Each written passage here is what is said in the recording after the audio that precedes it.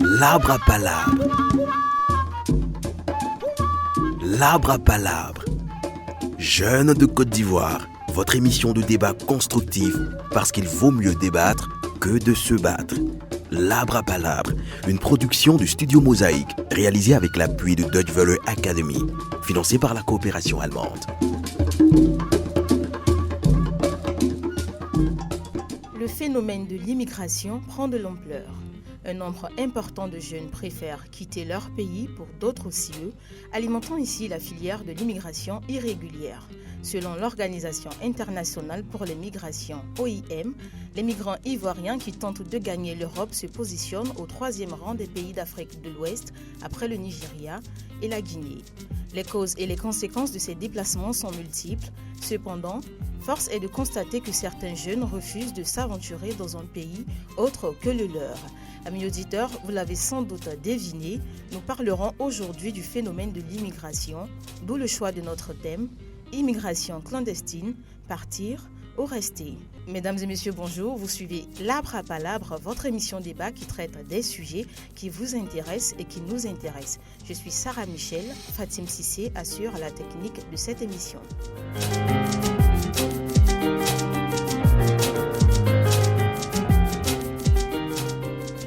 Pour traiter notre thématique du jour, nous sommes en compagnie de Patrick Crou, journaliste écrivain, auteur du livre 30 jours en enfer, témoignage d'une rescapée de l'immigration clandestine, et de M. Dongo Bini Eli, étudiant en géographie à l'université Félix Houphouët-Boigny de Cocody. Bonjour messieurs. Bonjour madame. Bonjour madame. Avant de rentrer dans le vif du sujet, notons que l'immigration irrégulière ou clandestine désigne l'entrée sur un territoire donné d'étrangers ne possédant pas de visa ou la poursuite d'un séjour sur un territoire étranger après l'expiration du visa. Alors messieurs, dites-nous, partir en aventure ou rester dans notre pays, quelles que soient nos réalités, que devons-nous faire? Monsieur Patrick Crou. Moi, j'invite à rester en Côte d'Ivoire. Voilà. Malgré le vents et marées, nous devons rester en Côte d'Ivoire. Monsieur Bini. Moi, je pense que c'est mieux de partir pour plusieurs raisons. Voilà. Il y a plusieurs raisons et vous nous les communiquerez au cours de ce débat. Le décor est ainsi planté. Monsieur Dongo Bini Eli pense que nous devons partir en aventure lorsqu'on sent le besoin. Voilà. Il va nous donner ses raisons au cours de ce débat. Quant à monsieur Patrick de Monterland, voilà, j'ai retenu le nom, Crou, nous devons rester dans notre pays et cela, quelles que soient nos réalités. Tout à fait. Dites-nous, monsieur Eli Dongo, pourquoi doit-on quitter son pays? Bon, d'abord, avant de quitter le pays, il faut savoir, pour quitter le pays, les raisons, comme je l'ai dit, il y a plusieurs raisons, il y a des raisons politiques. On va dire la raison principale, voilà. Qu'est-ce qui vous motive, vous, à quitter le pays? Qu'est-ce que vous regardez? Qu'est-ce que vous avez vu? Et puis, du coup, vous avez envie de partir, quel que soit le moyen. Personnellement, moi, c'est la raison politique. Voilà. Votre principale raison, c'est la raison politique. On y reviendra pour parler des raisons générales, voilà, pour parler de la population des jeunes en général. Monsieur Crou, qu'est-ce qui vous motive à rester dans votre pays? Ce qui me motive, c'est la déshumanisation qu'il y a de l'autre côté quand on quitte son pays et qu'on va sur un territoire qui nous est étranger. Nous sommes dévalorisés et pour ne pas dire déshumanisés. Et donc, moi, quand la personne humaine est mise à rude épreuve, ça me choque. Et donc, pour éviter tout cela, je souhaiterais que les gens restent. Parce que moi, j'ai eu la possibilité de partir, mais je suis resté. Vous avez eu la possibilité de partir de manière clandestine, mais vous êtes resté. Je suis resté. Voilà. Concernant l'éducation, voilà, l'absence de certaines grandes écoles ici en Côte d'Ivoire, est-ce que ça ne pousse pas certains jeunes à aller à l'extérieur dans l'espoir d'avoir de grands diplômes et pourquoi pas un bon travail? Monsieur Patrick. Mais quand on parle de grandes écoles, de quelle école voulez-vous parler? Nous avons aujourd'hui l'INSTP, l'Université Polytechnique Houphouët-Boigny, qui a été et qui est une école de référence en Afrique de l'Ouest, mais pas en Afrique et même dans le monde. Et donc, pourquoi partir? Parce que nos diplômes en Côte d'Ivoire sont des diplômes qui sont compétitifs, ce sont des diplômes qui sont, je vais dire, opérationnels. Et donc, il n'y a pas, à mon sens, il n'y a pas péril en la demeure. Et donc, pour pousser un individu à vouloir partir coûte que coûte. À ce niveau, concernant l'éducation, je pense que pour avoir une meilleure formation, il faut quitter le pays. Voilà. C'est vrai, il y a les établissements qui sont références, tout cela, mais il n'y a pas les moyens. Voilà. Et puis, quelqu'un qui fait des études, supposons en Europe, qui revient comme ça, la personne est plus apte au marché de l'emploi par rapport à quelqu'un qui a un master ou bien un doctorat en Côte d'Ivoire. Alors, quant à la question de la valorisation des diplômes qu'on obtient en Occident, on va dire en Europe, qu'est-ce que vous pouvez dire par rapport à ça? Mais vous voyez, c'est ce que je dis. Il faudrait que les Africains arrêtent ce complexe d'infériorité. Parce que pour moi, c'est un complexe d'infériorité. Le diplôme qui est acquis en Côte d'Ivoire est valable que celui qui est acquis en France, au Canada. Vous parlez d'expérience. L'expérience, on ne l'acquiert que par cette volonté de travail. C'est par cette volonté de travail. Nos diplômes en Côte d'Ivoire sont reconnus de façon internationale. Nous avons des enseignants qui sont qualifiés. Et donc, un étudiant qui sort de l'université, moi j'ai fait l'université de Bouaké, et je n'ai rien à envier à quelqu'un qui vient de l'Occident. D'ailleurs, vous savez, quand nous étions à l'université de Bouaké, sur les étudiants que nous étions, qui présentaient à l'époque le concours de l'ENA, il y avait, sur 10 candidats, il y avait 6 de Bouaké. Voilà, pour dire que, voilà, c'est ça. C'est l'étudiant même qui doit se forger. L'école, comme on le dit, ce sont des salles de classe. Mais qu'est-ce que l'étudiant lui-même, en tant qu'apprenant, fait pour être compétitif, pour être à la hauteur? Et le diplôme, ce n'est qu'une présomption de connaissance. C'est-à-dire, vous avez une maîtrise, on dit que vous avez... Voilà, dans votre tête, on se dit que c'est quelqu'un qui a un niveau maîtrise. Voilà, mais est-ce que vous faites... est-ce que vous avez pratiquez, voilà, est-ce que vous avez les capacités, les aptitudes, si on peut le dire comme ça? Aujourd'hui, il y a tout, il y a Internet, donc on peut se former à tout moment. Et donc, pour moi, quand on dit que le diplôme ivoirien, les gens y mettent des réserves, moi, permettez-moi l'expression, pour moi, c'est une injure. Voilà, c'est une injure à tout le système. C'est une injure à tout ce système, mais d'après ce que nous remarquons ici en Côte d'Ivoire, lorsque quelqu'un vient de l'extérieur avec un diplôme, par rapport à l'obtention d'un travail, c'est plus facile parce qu'on se dit, voilà, il est parti en Europe, du coup, il a beaucoup plus d'aptitudes pour occuper tel ou tel poste. Qu'est-ce que vous pouvez dire là-dessus, monsieur Patrick? Voilà, c'est de ça qu'il s'agit effectivement. Pas Patrick, Bini. Monsieur Bini, voilà. C'est de ça qu'il s'agit effectivement parce qu'il ne s'agit pas de mettre en exergue ce que nous avons appris. Si c'est ça, tout le monde peut le faire. Mais il s'agit de ceux qui recrutent les gens pour le travail. Voilà, lorsque vous présentez des diplômes, un diplôme ivoirien et puis un diplôme qui vient de l'Europe comme ça, bon, le PDG de l'entreprise regarde et puis il s'est dit d'abord, vous avez une possibilité vite de l'aider dans son entreprise. Maintenant, en Côte d'Ivoire, ici, au niveau de l'éducation comme ça, ce qui fait que souvent aussi c'est un petit défaut. Il y a les grèves qui viennent, tout ça, et puis il y a les petites magouilles d'en bas aussi qui sont là. Donc ça fait que souvent, lorsque vous partez présenter vos diplômes, on suppose que peut-être vous avez un master ou bien un doctorat comme ça, mais ce n'est pas très crédible. Voilà, comparé à un diplôme qui vient de l'extérieur, moi je pense bien. Donc les grèves intempestives qu'on a ici en Côte d'Ivoire discréditent, si on peut le dire comme ça, nos diplômes. Oui. Nous allons maintenant passer au niveau de la sécurité. Voilà, l'insécurité dans notre pays est-il un motif valable? Sachant bien que dans certains pays occidentaux, les attaques terroristes, les meurtres et le racisme sont récurrents. Eli Dongo. Bon, au niveau de la sécurité, il faut comprendre que d'abord, il y a l'instabilité politique du pays d'abord qu'il faut mettre en avant des choses parce que en Afrique, on se connaît, nous sommes tous africains, voilà. À un an même des élections, déjà, il faut savoir qu'il y a les gens qui se préparent déjà à quitter le pays. Voilà, il y a tout ça et puis bon, il y a le phénomène des enfants hors la loi, tout ça qui sévit dans nos rues. Donc ça fait que les gens trouvent un peu plus de sécurité à quitter le pays, aller se construire des vies meilleures quelque part que rester en Côte d'Ivoire. Effectivement, on fuit l'insécurité ici en Côte d'Ivoire et pour cela, nous sommes prêts à avoir recours à l'immigration clandestine, sachant très bien que nous risquons notre vie. Donc c'est la même insécurité qu'on va croiser là-bas. Maintenant, les pays dans lesquels nous allons, très souvent, il y a le racisme et on voit un peu partout, on voit sur les réseaux sociaux même, tout ce qui se raconte et tout. On a eu l'histoire des immigrés en Libye. Voilà. Mais malgré tout ça, ça ne nous démotive pas. On s'adonne à l'immigration clandestine. Qu'est-ce que vous pouvez dire par rapport à ça? Bon, sur ce À point... quoi ça sert en fait, excusez, à quoi ça sert de fuir l'insécurité pour aller tomber dans l'insécurité? Non, ça, il n'est pas une question de fuir l'insécurité pour aller tomber dans l'insécurité. Voilà, les gens quittent le pays juste pour avoir la paix, pour avoir la sécurité quelque part. Si là-bas aussi il y a l'insécurité qui est là, au moins, il y a plusieurs personnes qui pensent que rester ici, c'est mourir. Voilà. Si tu sais que rester, c'est mourir, c'est mieux d'essayer la chance, de tenter plusieurs chances pour voir. Là, si là-bas, ça peut s'améliorer ou bien, bon, c'est ça, moi je pense quoi. Monsieur Patrick, pensez-vous que les immigrés devraient être blâmés parce qu'ils se sentent en sécurité dans un autre pays? Parce qu'il a si bien dit ici, il y a l'insécurité. Donc, Vous voyez, moi j'appelle tout ça, je mets tout ça dans ce qu'on va appeler le complexe d'infériorité.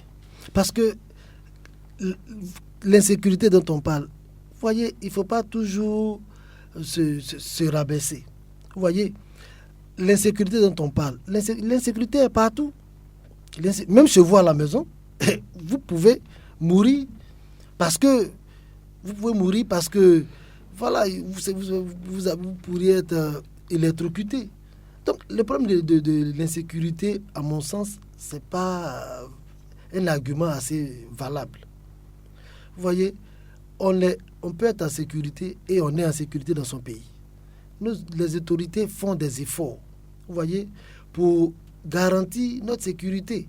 C'est vrai, nous reconnaissons aujourd'hui qu'il y a, je ne le dis pas pour peut-être tirer le drap sur nos autorités, mais je dis tout simplement qu'il faut reconnaître que des efforts sont faits.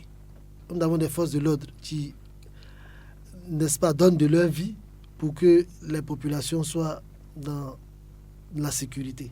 Donc il ne faut pas tout de suite, à mon sens, ce n'est pas un argument valable pour pouvoir quitter le pays et voilà, se lancer en aventure. Se lancer en aventure. Voilà, j'aimerais aussi rappeler à nos amis auditeurs et si possible à nos invités que l'immigration clandestine, c'est pas forcément passer par la Méditerranée et donc risquer sa vie et mourir sur l'océan. Voilà. On peut passer par divers pays, c'est-à-dire prendre des contours, passer par ici et par là pour pouvoir arriver à destination. Monsieur, qu'est-ce que vous pensez de ça? Est-ce que ces personnes-là risquent vraiment leur vie en passant par différents pays? Mais je vais d'abord, avant de répondre à votre question, vous donner une anecdote. J'ai un ami que je connais qui vendait du portable au Black Market d'Adjamé et qui est allé vendre des portables à Ouagadougou. Et il rencontre ses camarades à Ouaga. Je lui dis, mais Joe, qu'est-ce que tu fais ici? Il dit, non, mais moi je suis venu pour vendre des téléphones, donc j'ai fini, je retourne. C'était à la gare. Il dit, non, nous sommes venus parce que nous allons en Italie. Mais en Italie, vous passez par Ouaga? Il dit oui, parce qu'il y a un réseau et tout. Donc il dit, bon d'accord, comme c'est ainsi, je vais aussi voir si c'est possible d'aller. Ce monsieur-là se lance avec ses amis. Ils vont et on les prend en Libye. D'abord, ils ont été dépouillés, ils ont été faits prisonniers. On a tué quelques-uns sous leurs yeux. Oui, quelques-uns ont été tués sous leurs yeux. Ils ont vu des femmes accoucher dans leurs cellules. Vous voyez, c'est des scènes qui ne sont pas assez éloquentes, bien sûr, à décrire. Pour dire que s'il était revenu, il fait son business, comme on le dit. C'est de l'entrepreneuriat. Il fait son business. Donc, il aurait pu rester. Il aurait pu pas vouloir forcément partir, revenir en Côte d'Ivoire et faire son business comme il le faisait. Mais il a voulu suivre ses amis et voilà ce qui est arrivé. Et je vous assure que ce dernier, il est décédé. C'est sa pièce d'identité qu'on a retrouvée et que quelqu'un a pu, dans ses affaires, appeler sa mère à Yopougon pour lui dire que son fils est décédé. C'est un témoignage bien triste, voilà, une triste fin, mais il faut reconnaître que toutes les personnes qui immigrent, voilà, ne meurent pas forcément en chemin. Oui, mais combien sont-ils? On a le cas, voilà. Combien mais ça existe. Oui, donc on va pas prendre un témoignage. Donc là, j'ai tout de suite envie de laisser la parole à Bini, je sens en fait qu'il a envie de dire quelque chose sur cette question. Allez-y. À ce niveau, il faut comprendre que dans toute chose, il y a les conséquences. Voilà, moi, il y a eu mon ami comme ça en 2016 qui a effectué le déplacement. Moi-même, j'avais voulu tenter J'ai voulu faire le diplôme. Mais comme j'étais en terminale, je ne pouvais pas faire. Il fallait avoir le bac d'abord. Mais actuellement, ils sont rentrés en France. Ils ne sont même pas en Libye ni en Italie, tout ça. Ils sont en France. C'est vrai, ils ont fait par les 4 chemins, comme vous l'avez dit. Ce n'est pas par avion. Ils ont fait des Dalois, les petites villes, et puis ensuite marcher un peu dans le désert, puis partir. Donc, ils sont encore en vie. Et ils sont en train de se débrouiller pour avoir les papiers, et puis voilà, tout ça, quoi. Donc, il ne faut pas forcément blâmer le fait qu'ils partent ou bien un truc comme ça. Non, il faut voir souvent aussi le côté positif, parce que c'est dans la vie, c'est lorsque tu sais que tu peux avoir quelque chose. Quand tu ne tentes rien, tu ne peux rien avoir. Voilà. Ouais, comme on aime bien le dire à l'Ivoirienne, qui ne tente rien n'a rien. L'arbre à palabre. Amis auditeurs, si vous venez de nous prendre en marche, sachez que vous suivez L'Arbre à Palabre, votre émission débat qui traite des thématiques qui intéressent la jeunesse. Le sujet du jour est immigration clandestine, partir ou rester. On parlait de témoignages. Monsieur, est-ce que vous avez quelque chose à nous raconter par rapport à la traversée du désert? Bon, par rapport à la traversée du désert, comme je l'avais dit, j'ai mon ami qui a essayé de partir, il est arrivé et il peut dire actuellement ça va un peu chez lui. Voilà, ça va quelques temps. D'ici quelques temps, il va revenir au pays s'il le souhaite, bien sûr. Et puis, continuer ses activités. Voilà, justement, donc c'est le débat. Monsieur Patrick a eu un témoignage qui a été très triste à la fin. Également, Monsieur Bini a un autre témoignage qui explique qu'on peut avoir recours à l'immigration clandestine et arriver à destination et vivre une vie bien meilleure que celle qu'on vivait avant. Voilà, nous allons poursuivre le débat. J'ai bien envie de poser une question à Monsieur Eli Dongo. Dites-moi, pourquoi quitter son pays pour une destination dont on ignore les réalités? Parce qu'ici, au moins, en Côte d'Ivoire, tu sais qu'il y a telle ou telle situation. Mais lorsque tu quittes là pour aller dans un autre pays, pourquoi? Bon, moi, je pense que c'est important aussi souvent. Voilà. C'est important parce que l'aventure, quelqu'un qui veut essayer l'aventure, on peut pas... Chacun a son rêve, voilà. Quitter son pays pour aller quelque part, c'est pour essayer de... C'est qu'il y a quelque chose qui manque, on veut essayer de modérer. Voilà, on veut juste essayer d'apporter un plus. C'est vrai, les gens qui partent en Europe pour aller apprendre, supposons, au niveau éducatif comme ça, ceux qui vont pour une formation et qui reviennent, ça participe aussi au développement du pays à plusieurs niveaux, voilà. Donc... partir, c'est pas un crime. Voilà, partir, mais c'est rester qui est un crime. Sinon, partir, ce n'est pas un crime. Il ne faut pas blâmer les gens qui partent. Moi, personnellement, si j'ai l'occasion, je vais partir. Mais pas de manière clandestine, puisque on voit maintenant les réalités. Donc, il faut choisir d'autres modèles et puis d'autres manières de partir. Sinon, partir n'est pas un crime. Voilà, c'est ce que moi, je pense en fait. Ok, partir n'est pas un crime, mais si vous voulez partir aussi, il n'y a pas de problème, vous avez tout le droit de partir. Voilà, nous allons maintenant aborder la question de l'économie. Et là, ma question s'adresse à M. Patrick Crou. Est-ce que la valeur du franc CFA ne pousse pas les jeunes ivoiriens à aller dans un autre pays? Parce que, voilà. La valeur du CFA. Qui est très faible, comparée à, on va dire, à celle de la France. En Europe, surtout en France, voilà, lorsque tu es en France, même quand tu fais le travail de servante, tu peux... avec un peu d'économie, arriver à construire dans ton pays. Donc, ça peut être une source de motivation. Qu'est-ce que vous pouvez dire là-dessus? Je vais vous donner une anecdote. J'ai un ami, un Ivoirien qui est parti depuis les années 2000, on va dire, qui après a pu avoir la nationalité et qui est devenu un policier français. Il m'a dit qu'il touche 1700 euros. 1700 euros. Si nous devons convertir, il est autour de 800 000. Et il paye sa maison autour de 600 euros. Il faut verser des allocations parce qu'il a eu une femme, il a eu des enfants avec une dame et ils sont divorcés. Et donc il faut verser des allocations. Vous voyez, il ne m'a pas fait savoir le niveau des allocations, mais s'il faut défalquer ça de son salaire, il va se retrouver certainement avec, on va dire, 200 euros. Bon, 200 euros. Bon. Vous savez, en Afrique, ce que nous avons, c'est la solidarité sociale. Vous voyez, quelqu'un en Afrique et en Côte d'Ivoire, il n'y a pas quelqu'un qui peut dire qu'un jour, il a dormi le ventre cru. Il a dormi le ventre cru. C'est pas possible. En Côte d'Ivoire, personne ne peut dire qu'il a dormi le ventre cru. J'ai dit oui parce que... Vous avez des preuves, parce que... Non, par rapport au taux de pauvreté, on est à 45%. Oui, mais je parle de la solidarité. Vous savez, si vous avez faim aujourd'hui, vous avez faim. Si vous demandez à quelqu'un 500 francs pour manger, il peut vous donner 500 francs pour manger. je suis conscient qu'il y a aussi des gens qui, compte tenu de la récurrence de la mendicité, vous voyez, les gens aujourd'hui sont méfiants. Hormis cela, il y a des gens qui, si vous avez faim, pour approcher quelqu'un pour dire, écoutez, je n'ai pas à manger, quelqu'un peut vous donner quelque chose à manger. Mais ce n'est pas le cas en Europe. Ce n'est pas le cas en Europe. On parle d'individualisme. Voilà. On parle d'individualisme. Votre voisin, vous ne le connaissez même pas. À plus forte raison, si vous êtes en difficulté, s'il pourra venir vous aider. Vous voyez, moi je dis qu'en Afrique, nous avons cette sécurité, cette solidarité sociale qui fait que on peut éviter beaucoup de choses. On peut éviter beaucoup de choses. Voilà.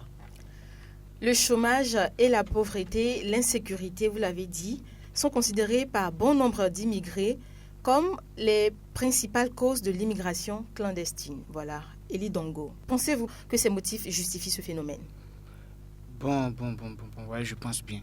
Mais avant propos, j'aimerais bien contredire un peu ce que le monsieur il a dit. Allez-y, vous avez tout le droit. Voilà. Il a dit qu'il y a son ami qui, par des témoignages, il y a son ami qui est là-bas, qui touche, supposons, 800 000 en francs CFA. Voilà. Moi, je prends l'exemple de mon grand frère. Il y a un grand frère qui est là-bas. Il dit qu'il est vigile. Voilà. Très rapidement, s'il vous plaît. Il est vigile. Il travaille la nuit, en fait. Il travaille de la nuit jusqu'au petit matin. Et son salaire, supposons, c'est dans les 700 000 là-bas. Ça, c'est le travail de nuit qu'il fait. Lorsque vous partez quelque part, vous avez des objectifs. Vous genre, je sais pas quoi. Vous donnez les moyens. Voilà, vous donnez les moyens. Vous donnez les moyens. Il travaille de nuit et supposons, ça fait 700 000. Et la journée aussi, il y a les petits gombos qu'il fait. Oh, on sait qu'en Côte d'Ivoire, personnellement, de suite, là, à Cocody, comme ça, vous ne pouvez pas avoir un terrain. Vous ne pouvez pas acheter un terrain à, supposons, 150 000. Alors, si vous partez en Europe, vous travaillez, même si vous payez le loyer là-bas qui est 600 000, et puis avec les multiples activités que vous pouvez faire là-bas, vous pouvez envoyer quelque chose au pays, bon, pour faire quelque chose. Voilà, donc c'est ça, quoi. D'accord, et contribuer à l'avancement de votre pays. Voilà, effectivement, c'est ça. Monsieur Patrick, est-ce que le fait qu'il soit vraiment difficile d'obtenir le visa, est-ce que ce n'est pas ça, en fait, qui pousse les jeunes à la clandestinité? Vous savez, à chaque époque, on va dire, permettez-moi l'expression, nos colons trouvent des stratagèmes pour ne pas que les Africains, en griffe, puissent aller en Europe. Et cela passe par plusieurs stratégies qui sont mises en place. Aujourd'hui, par rapport il y a 10 ans en arrière, on va dire, la procédure pour l'obtention du visa n'était pas corsée.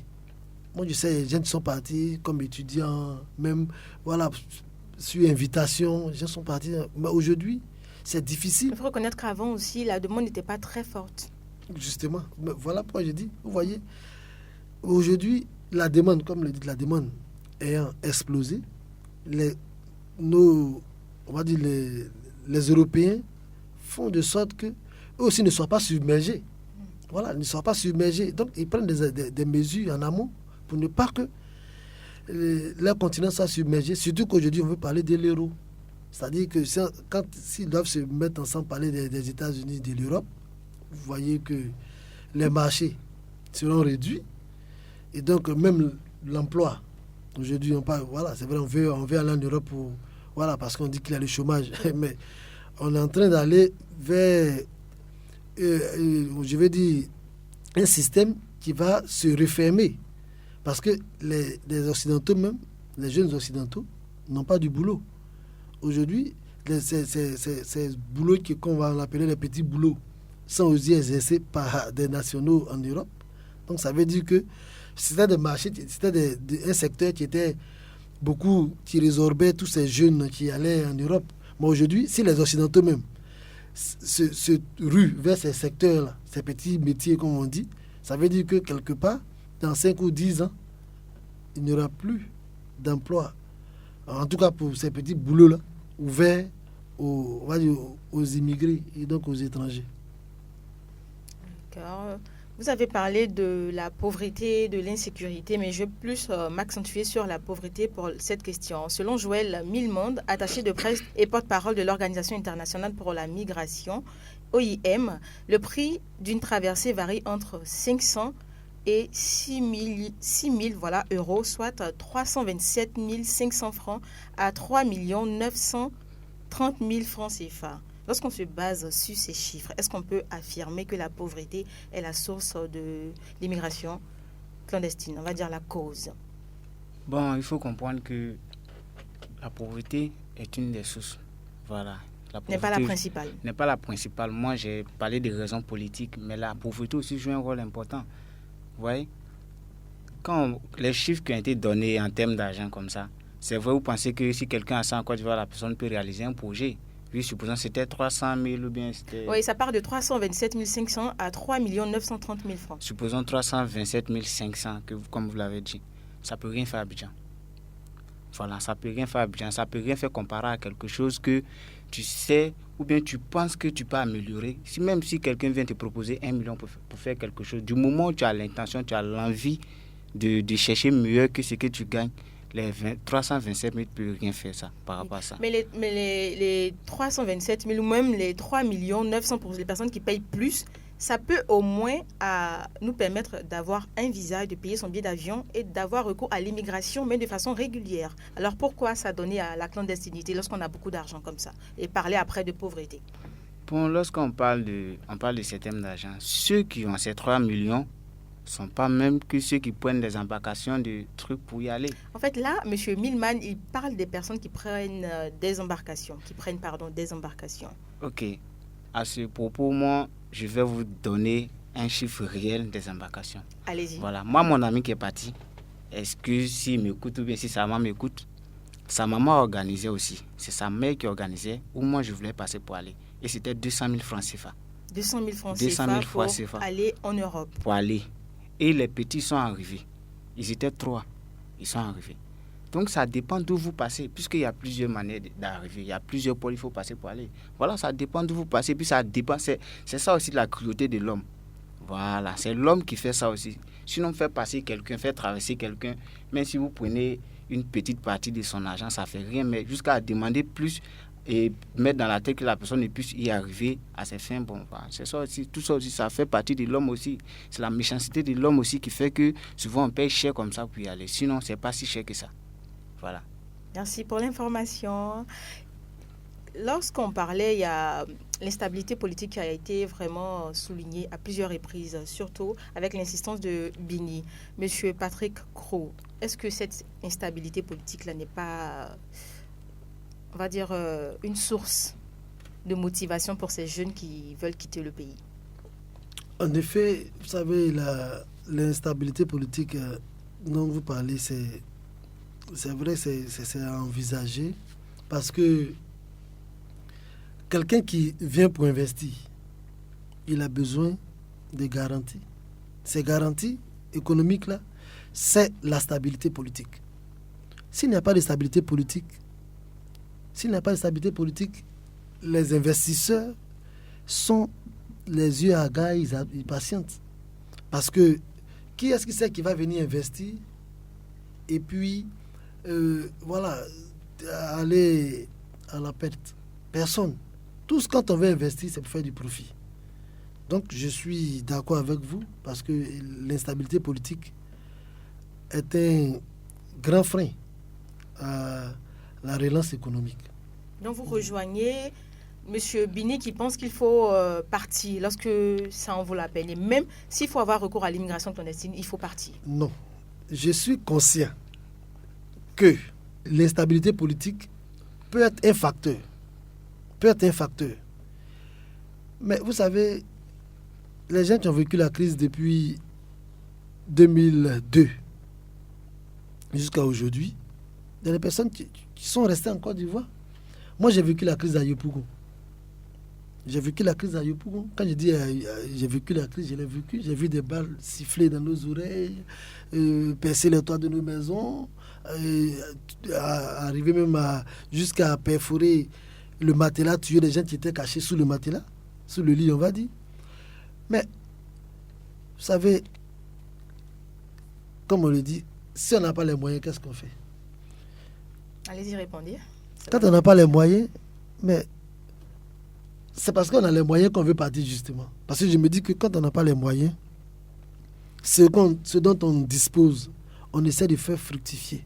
Vous savez, bon, pour revenir rapidement, si le permettez, sur le livre que j'ai écrit, vous savez, c'est l'histoire de Christine, c'est une jeune fille qui était en Côte d'Ivoire, qui n'avait pas eu le bac, qui a donc monté un petit business qu'elle gérait, de lingerie et tout. Et elle rencontre un jeune homme sur Internet.